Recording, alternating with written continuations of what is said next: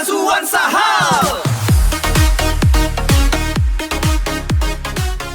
Syazwan Sahal on the track, level up ni hari-hari. Content fresh, tak ada back, laju potong Ferrari. Yeah, from KL the movement's real, buat dorang terpegun. Every single upload, the algorithms begun. Mencipta the future, breaking all the barriers. Digital impact, tak ada siapa can be my challengers. Syazwan Sahal, the name that's making history. Yeah, yeah, making history.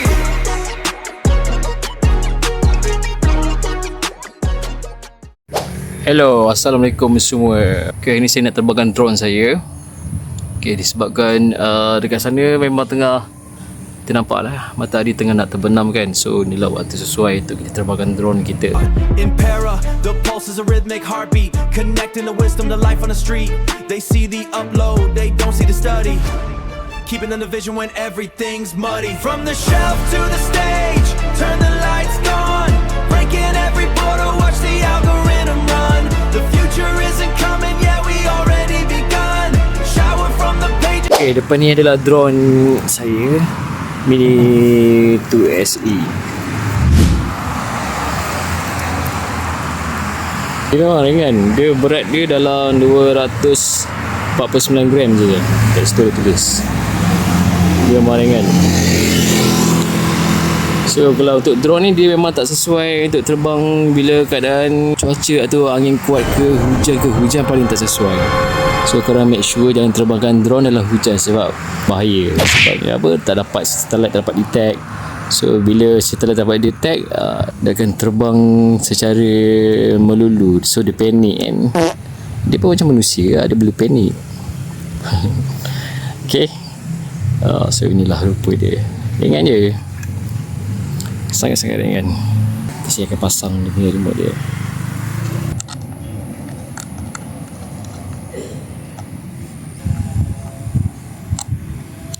Okay, ni controller ni kita kena pasang dulu.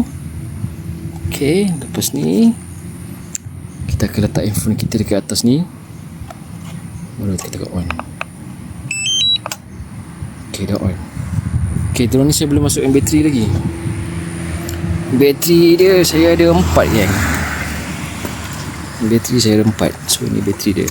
Dia punya charging hub dia dengan bateri. Baik, kita cepat sikit main sebelum hari dia hujan. So matahari memang tengah cantik tu kan. Dia dah terbenam. So okay, korang tengok lah. Okay, korang nampak dekat sini memang tengah, angin tengah kuat kan. So gimbal aku agak tak stabil. Aku punya drone tak stabil sangat. So angin tengah kuat sekarang.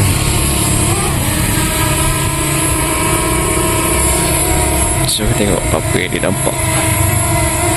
So aku tengah sekarang nak fly ke area rumah aku. So apa-apa jom kita cuba fly.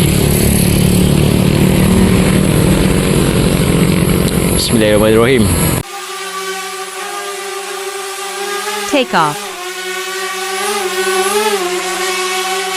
Home point updated.